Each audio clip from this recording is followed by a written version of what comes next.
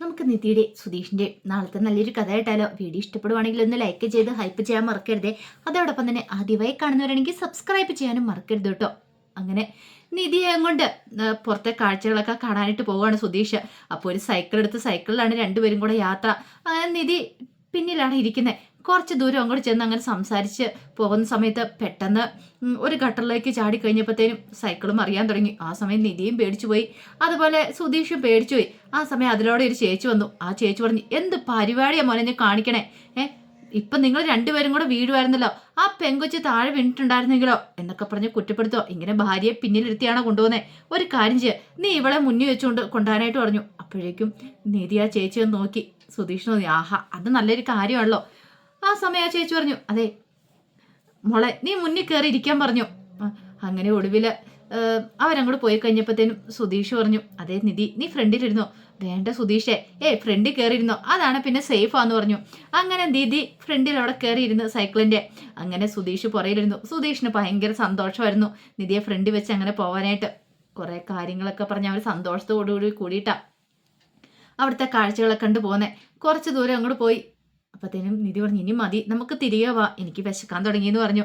അങ്ങനെ രണ്ടുപേരും കൂടെ തിരികെ വീട്ടിലേക്ക് പോരുക. ആ സമയത്ത് വല്ലാത്തൊരു ദേഷ്യത്തോട് കൂടിയിട്ടാണ് നീതുവിനെ കൊണ്ട് നീതുവിന്റെ അച്ഛനും അമ്മയും സഹോദരനും കൂടെ വീട്ടിലേക്ക് പോകുന്നത്. നിന്നെ ഞാൻ കാണിച്ചു തരാടി, വീട്ടിൽ ചെല്ലട്ടെ എന്നൊക്കെ പറഞ്ഞിട്ട് ദേഷ്യപ്പെടുവാണ്.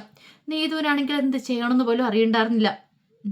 ആ സമയത്ത് സുധീഷും നിധിയും കൂടെ വീട്ടിലേക്ക് വന്നു കഴിഞ്ഞപ്പം സുഭാഷ് പറഞ്ഞു, എങ്കിൽ നമുക്ക് ആഹാരം കഴിച്ചാലോ എന്ന് ചോദിച്ചു. അങ്ങനെ എല്ലാവരും കൂടെ ആഹാരം കഴിക്കാനായിട്ട് ഇരിക്കുവാണ്. ആ സമയത്ത് സുധീഷ് ഇവിടുത്തെ സ്ഥലത്തിന്റെ പ്രകൃതി ഭംഗിയെക്കുറിച്ചൊക്കെ പറയാ. എന്ത് രസമാണ് സുഭാഷ് ചേട്ടാ ഇവിടെ കാണാനായിട്ട്, നല്ല ഭംഗിയുണ്ടായിരുന്നു. സുഭാഷ് പറഞ്ഞു, അതേടാ എനിക്കും ഇഷ്ടപ്പെട്ടെന്ന് പറഞ്ഞു. അങ്ങനെ സുഭാഷ് എല്ലാവർക്കും വിളമ്പി കൊടുക്കുന്നതല്ല, സുഭാഷ് ആഹാരം കഴിക്കുന്നുണ്ടായിരുന്നില്ല. ആ സമയം ചാന്ദിനി ചോദിച്ചു, അല്ല സുഭാഷ് ചേട്ടൻ എന്താ ആഹാരം കഴിക്കാത്ത? സുഭാഷ് ചേട്ടൻ കഴിക്കുക. നികേഷ് പറഞ്ഞു, കണ്ടില്ലേ നമ്മൾ ഇത്രയും പേര് ഇവിടെ ഇരുന്നിട്ട്. അപ്പോഴേക്ക് സുഭാഷ് പറഞ്ഞു, അത് ശരിയാ, നിങ്ങൾക്ക് ആർക്കെങ്കിലും തോന്നിയോ എന്നോട് ചോദിക്കാനായിട്ട് ആഹാരം കഴിക്കുന്നില്ലേന്ന്? പക്ഷേ എങ്കിൽ ചാന്ദിനി ചോദിക്കുന്ന കേട്ടോ. നിധി പറഞ്ഞു, ഞാൻ ചോദിക്കാൻ വേണ്ടി വരുമായിരുന്നു. അപ്പോഴേക്കും ചാന്ദിനി ചോദിച്ചേന്ന് പറഞ്ഞു. നികേഷ് പറഞ്ഞു, ഇനിയിപ്പോൾ അത് പറഞ്ഞാൽ മതിയല്ലോ.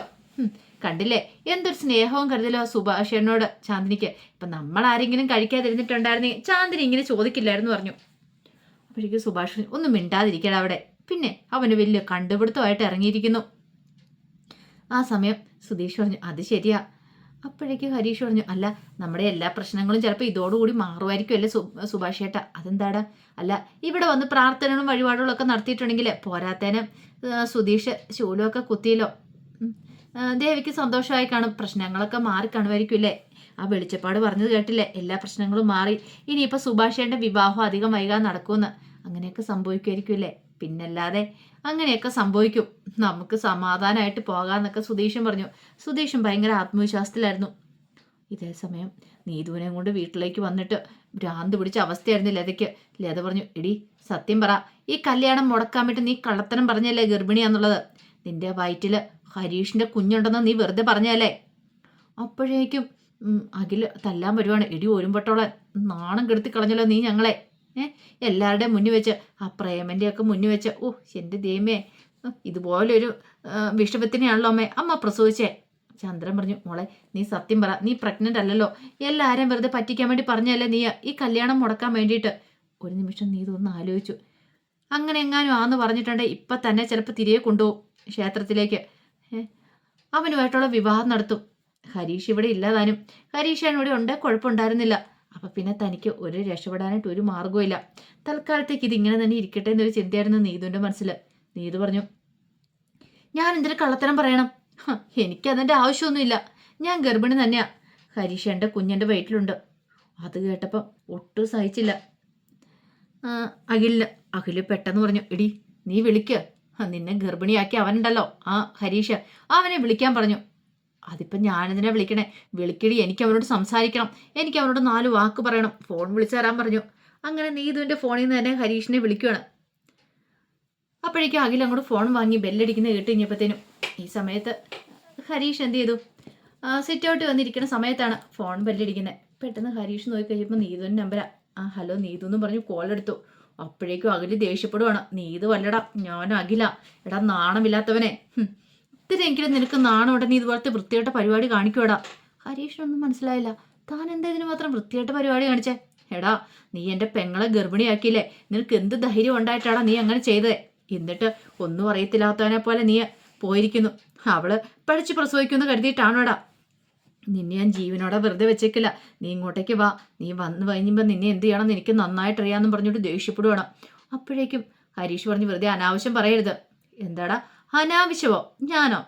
അതെ, നിങ്ങളുടെ പെങ്ങൾ പ്രഗ്നൻ്റ് ആണെങ്കിൽ അത് ഇങ്ങനെയൊന്നും എന്നോട് പറയേണ്ട കാര്യമില്ല. ഓഹോ, അപ്പം നീ അവളെ ചതിക്കാനുള്ള പുറപ്പാടല്ലേ? എനിക്ക് മനസ്സിലായടാ. അപ്പോഴേക്കും ഹരീഷാണ് അന്തം വിട്ട് നിൽക്കുമോ? അതെങ്ങനെ ശരിയാവും? താ സ്വപ്നത്തിൽ പോലും ചിന്തിച്ചിട്ടുള്ള കാര്യമല്ലേ അത്? അവൾ ഗർഭിണിയാണ്, അതെങ്ങനെ ശരിയാവും? അതിന് താനും ചെയ്തിട്ടില്ലോ എന്നൊരു ചിന്ത ഹരീഷിന്റെ മനസ്സിലുണ്ടായി. അപ്പോഴേക്കും പെട്ടെന്ന് തന്നെ ലത പറഞ്ഞു, എടാ മോനെ, നീ ആ ഫോൺ ഇങ്ങോട്ട് കൊണ്ടുപോവാ. അവനെ വിളിച്ചിട്ട് കാര്യമൊന്നുമില്ല. അവിടെ കാര്യങ്ങളൊക്കെ നിയന്ത്രിക്കുന്ന മറ്റവനല്ലേ ആ സുഭാഷ്. അവനെ വിളിക്കാമെന്ന് പറഞ്ഞിട്ട് ആ ഫോൺ അങ്ങോട്ട് മേടിച്ച് കോള് കട്ട് ചെയ്തു. എന്നിട്ട് പറഞ്ഞു, സുഭാഷിനെ വിളിക്കാൻ പറഞ്ഞു. ഒടുവിൽ നീ ഇത് സുഭാഷിനെ വിളിക്കുവാണ്. വിളിച്ചു കഴിയുമ്പോഴത്തേനും ഫോൺ തട്ടിപ്പറിച്ച് മേടിച്ചു ലത. ഈ സമയത്ത് സുഭാഷ് കോൾ എടുത്തു. ഹലോ മോളെ, എന്താന്ന് ചോദിച്ചു.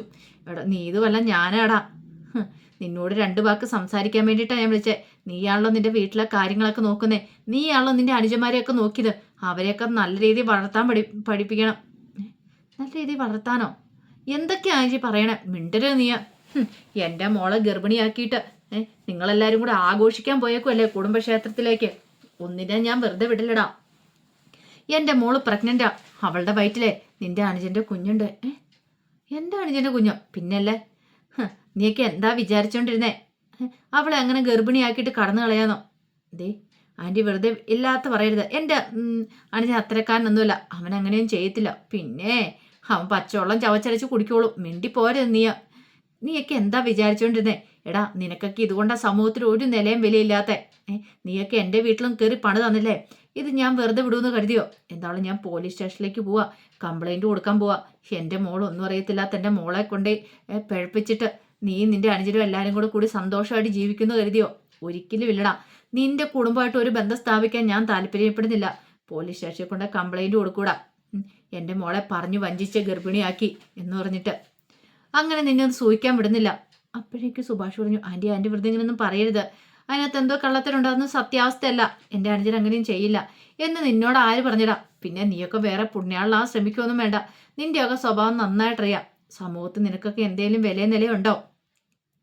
നിന്റെ കുടുംബത്തിൽ പെണ്ണ് പോലും വാഴില്ല. ആ വീട്ടിലേക്ക് അങ്ങനെ ഒരു പെണ്ണ് വരുന്നേ? എൻ്റെ മോളെ ആ വീട്ടിലേക്ക് കെട്ടിച്ചയക്കുമെന്ന് വിചാരിച്ചോ?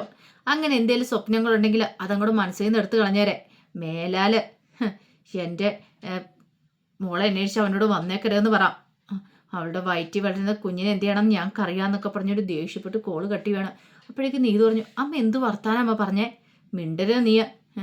ആ സമയം നീതുവിന് പറയണമെന്നുണ്ടായിരുന്നു താൻ പ്രഗ്നൻ്റ് അല്ലാന്ന്. പിന്നെ ഓർത്ത് വേണ്ട, ഇനിയിപ്പോൾ അത് പറഞ്ഞു കഴിഞ്ഞിട്ടുണ്ടെങ്കിൽ പണി മൊത്തം പാളുന്ന ലക്ഷണമുണ്ട്. കോള് കട്ട് ചെയ്ത് കഴിഞ്ഞപ്പോൾ സുഭാഷ് ഇങ്ങനെ അന്തം വിട്ട് ഞെട്ടി നിൽക്കുമ്പോൾ ഇതിന് സുധീഷ് വന്നിട്ട് ചോദിച്ചു, എന്താ സുഭാഷ് ചേട്ടാ, എന്ത് പറ്റി? മുഖമൊക്കെ എന്താ വല്ലായിരിക്കണേ? എന്തോ കാര്യമായിട്ട് പ്രശ്നമുണ്ടല്ലോ. ഈ സമയത്ത് ഹരീഷ് ആകെപ്പാടെ ഞെട്ടലായിരുന്നു. നീതു അഖിൽ പറഞ്ഞ കാര്യത്തിൽ നിന്ന് മുക്തി നേടിയിട്ടുണ്ടായിരുന്നില്ല. അപ്പോഴേക്കും സുഭാഷ് പറഞ്ഞു, എടാ നീതുവിൻ്റെ അമ്മ വിളിച്ചിട്ട് നീതു ഗർഭിണിയാന്ന് പറഞ്ഞു. ഗർഭിണിയാന്നോ? അതെ, ഹരീഷിൻ്റെ കുഞ്ഞ് അവളുടെ വയറ്റിൽ വളരുന്നുണ്ടെന്ന് പറഞ്ഞു. ഇത് കേട്ടത് സുധീഷും നികേഷും ഉൾപ്പെടെ നീതി എല്ലാവരും ഒരു അമ്പരപ്പോടെ നിൽക്കുകയാണ്. ആർക്കും അത് വിശ്വസിക്കാൻ പോലും പറ്റുന്നുണ്ടായിരുന്നില്ല. കാരണം ഹരീഷിൻ്റെ കുഞ്ഞ് നീതുവിൻ്റെ വയറ്റിൽ വളരുന്നുണ്ട്, അവൻ ഇങ്ങനെ ഒരു പണി ഒപ്പിക്കും എന്നുള്ള കാര്യം എല്ലാവരും ഒരു നിമിഷം ഞെട്ടി നിൽക്കുകയാണ്, എന്ത് ചെയ്യണമെന്ന് അറിയില്ലാതെ. അപ്പോൾ അതിൻ്റെ കഥകളൊക്കെയാണ് കാണുന്നത്. ആ വിശേഷങ്ങൾക്കായി നമുക്ക് എല്ലാവർക്കും കാത്തിരിക്കാം കേട്ടോ. ഒരിക്കൽ കൂടി എല്ലാവർക്കും ശുഭരാത്രി നേർന്നുകൊണ്ട് നിർത്തുന്നു. നന്ദി.